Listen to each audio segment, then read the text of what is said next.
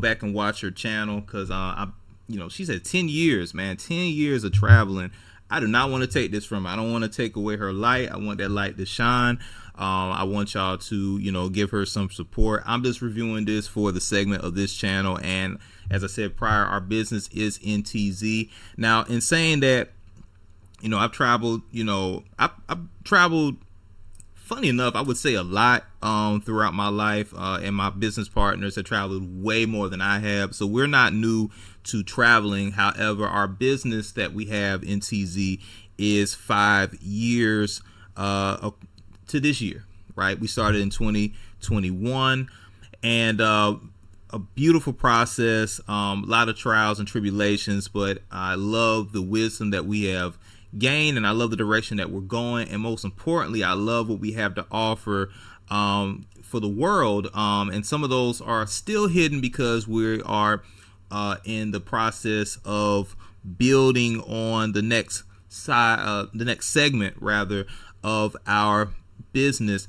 And once again, you will hear more about that as we go. You don't want to throw everything on the first couple of episodes because there is a lot to talk about, y'all. But in saying that, I did want to just go over, just what it is to travel and what to be aware of. So finding these content creators who are speaking on these things helps move the discussion and conversation along. So I believe at this point, she's going to go a little bit more into my neck of the woods, and let me give her the floor so she can expound on that. I travel to all of these countries solo. In Zanzibar and Tanzania, people sometimes stare. I'm sorry.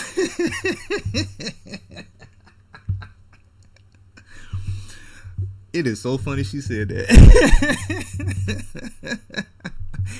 It is so funny. Y'all, if y'all heard me mention this prior, like you might think, hey, how I look, because in America, for those who don't know, let me just because she said that, y'all, okay. Sometimes, I won't say sometimes, in America, we are very racially driven. I don't think that is news, okay? I don't think that's news for anybody, right? And with that, the concept of so-called black, right, being black, it's so general, it's ridiculous. And so our concept of what we consider black people from an American lens is so open. I mean, it might include 98% of the planet. And this is the thing about America. They don't realize that until they travel or they meet people from other countries. And it just blows them away, because what they consider black is solely based on just an over exaggerated but also very ambiguous phenotype. Okay, they do not understand the concept of ethnicity whatsoever. They just don't. Okay, so in saying that, sometimes or many times we were told, like, you go to Africa, you're home and everybody's just gonna accept you, and they're just gonna have their arms open wide and embrace you. Yeah, in many cases they will. They have, but understand this. A lot of the times, it depends on how you look too, and that's another thing. A black American, I mean, the sky's the limit on what that even means or what that person even looks like. All right, you can go to certain countries and they may think, oh, you're one of us, because you might have certain phenotypes that are similar to theirs. But let's say you bring your brother or your sister or your mother, your father, and let's say there's a little bit of a variant there. They might think that y'all are strangers. Like, who are you with these people? And so one of my biggest shockers, is why I brought this up, is going to TZ. And I don't know if she's going to speak on this, but I just had to say this part. This threw me off so much. And shout out to TZ, man, all the time, man. I'm doing this for y'all as well. If you're Tanzanian, like I said, I like to, say it either or. If you're Tanzanian and you're on the channel, much love to you. So I stuck out or I stick out rather like a sore thumb in TZ. I really do. And it was to my surprise. Like, I didn't blend in at all. They were just like, they were looking at me like, Mzungu. They man, look, I couldn't blend in for nothing.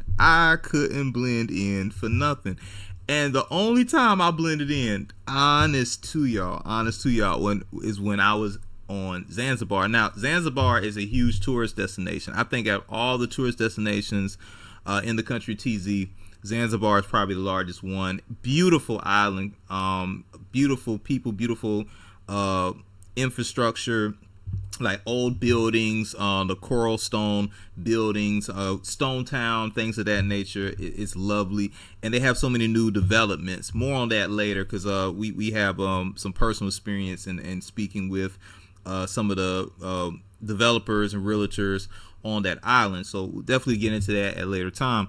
But I was walking, going to the beach. I think I was leaving the Stone Town area, going to one of their beaches. Near Stone Town, still pretty much in it, and I remember a local taxi driver was talking with me, and he started speaking Swahili, and I'm still learning Swahili at this point. I didn't know, but maybe habari za asubuhi, or something like that, like good morning, something of that nature. And so he was speaking to me. I was like, Baniki Swahili. I don't speak, Swahili. And he was shocked. He said, I thought you were Zanzibarian. So I'm just like, okay. He thought I was Zanzibarian. Like, well, I mean, Zanzibar is here. I'm just like, oh, so he thinks I'm one of the people. He thinks I'm from the continent of Africa. And then right after he said that, he said, I thought you were mixed race.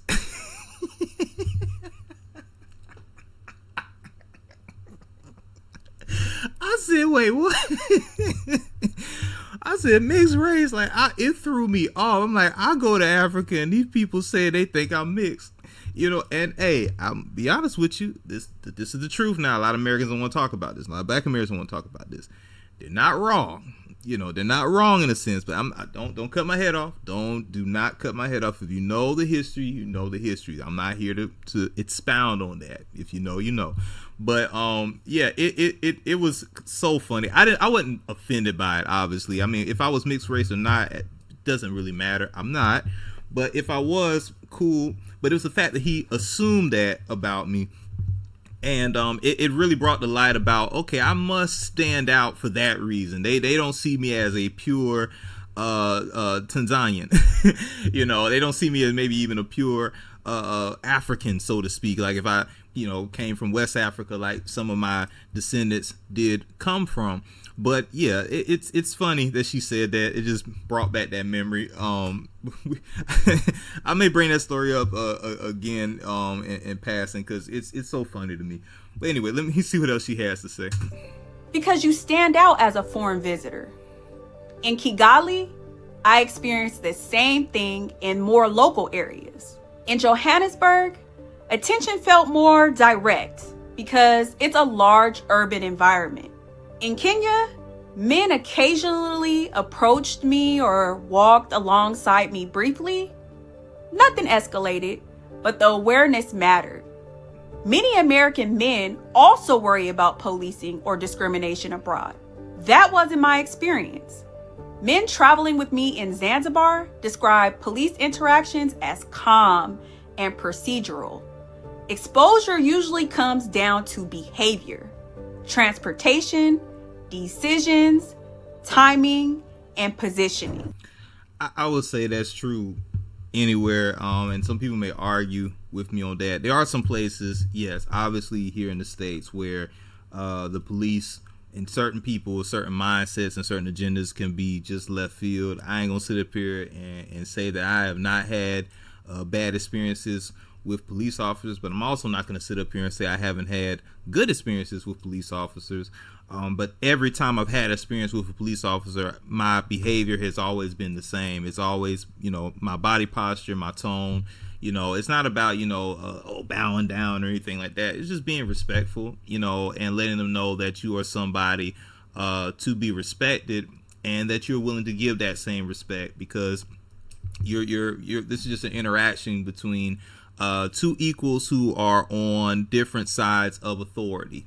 I'm not a classist, but I do believe in hierarchy depending on the circumstances. However, I do believe that police officers, at least here in the States, are public servants, just like firefighters, EMS workers, and local politicians and federal politicians. But sometimes they get that misconstrued, right? But most definitely can say that the police in TZ, just like anywhere, it's always a hit and miss. But I think you're always going to be on the right track if you present yourself in a respectful manner. I think that's just a universal thing, and that's just the safest way to interact with somebody who has authority over the situation and has something on them.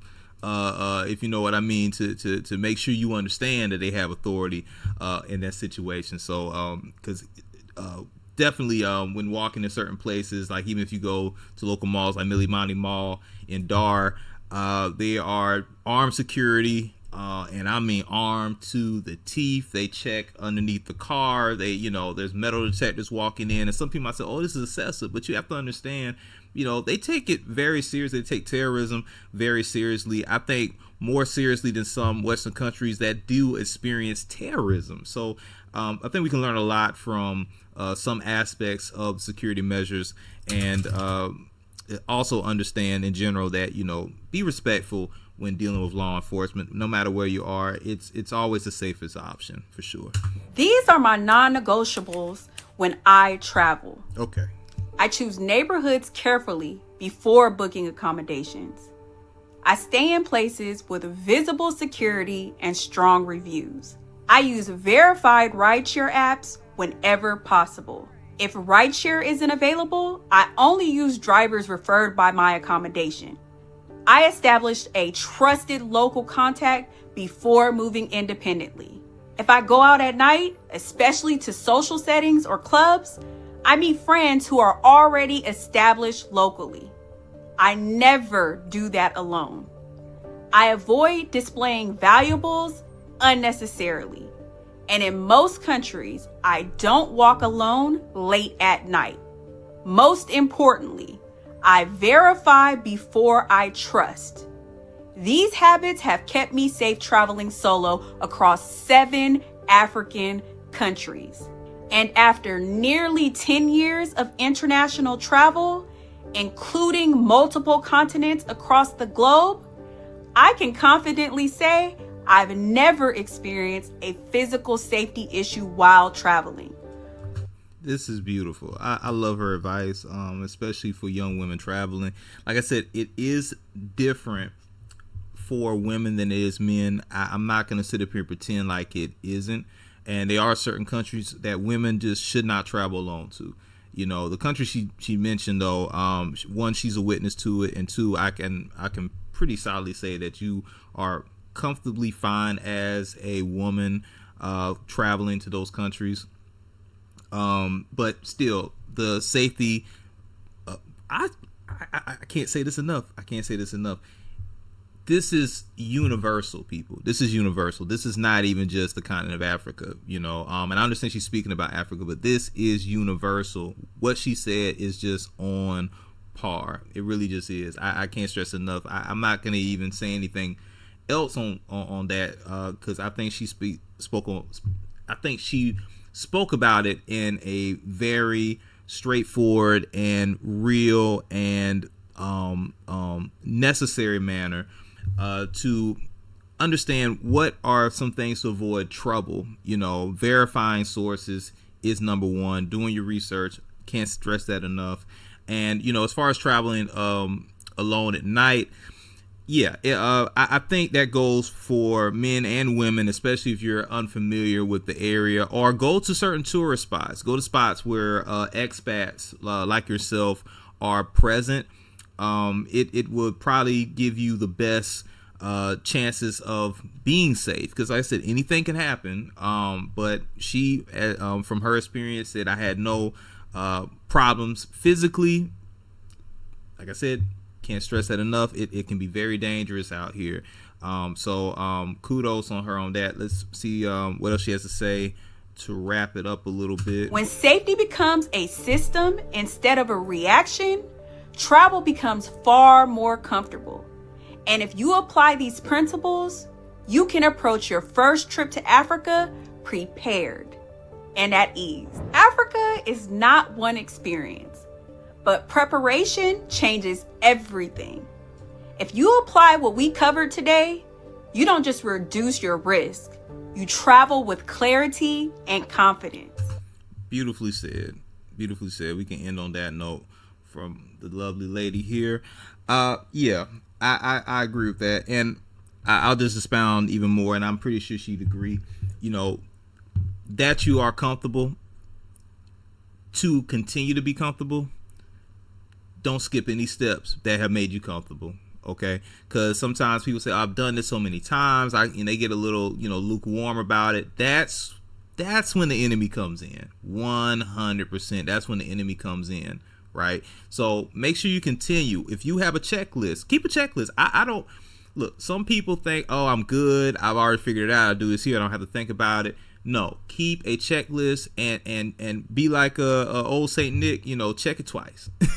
Check it 3 times if you need to. Make sure that you really are prepared, because traveling, it's a beautiful experience. It's a wonderful thing to do, but it can be life-changing for all the wrong reasons, okay? And and be careful sometimes who you travel with. Understand your emergency personnel, emergency contact when you travel, where your embassies are, things of that nature. Please do. As we reviewed earlier with the young content creator Ashley Robinson, and what happened, tragically to her while she was vacationing with her fiance, and they're still trying to get information, even though they've have taken her back home, right, for the family to put her to rest. Look, y'all, I want y'all to be safe out here. I really do. But like I said, safety is an illusion in the sense of outside yourself. Do you believe someone could keep you safe? You need to do what is necessary to keep you safe. All right. So I think I, hit the hammer, hit the gavel enough specifically on this particular topic. You may hear me, throughout this channel speak on safety issues and regulations and things that I've learned and crazy stories that we've had on the ground and just other places that I've personally traveled abroad, and even here in the US, on stuff that I've learned. You gain a lot of street smarts when you move around. Book smarts is always necessary. Have both. You don't want to move around without either one of them. It's not an either or, it's an and. That's the right conjunction. Okay, so thank y'all once again for listening and staying in tune to the Wakazi United Podcast. Like I said, this is our first go at it. It might be a little glitchy, it might be a little rough. I'm not the biggest to speak in front of a camera, but hopefully I'm doing well in providing good quality content and information to you and the masses here at home and abroad. Like I said before, we are for the people, we are by the people. Don't believe me? It's in the name. If you like what you heard, please like. If you want to leave a comment, I'd love to hear from you, especially if there's other topics that you want me to discuss with respect to business, travel, and things of that nature with respect to the African diaspora, because this is the main topic point of this channel. And if you love what we are saying, you want other people to hear what we are saying, please share, but most importantly, subscribe, because we are building this tribe person by person, day by day, video by video. All right, so as I stated before, the content creators, their links will be, if not in the bottom of the description, I'll find a way to make sure that you can find who they are, and their channels and things of that nature, so that they get credit for providing this amazing content for us to review. So without further ado, you guys, I appreciate your time. Much love, much respect. Y'all be safe out there. Peace. This is the People United Podcast. We are Wakazi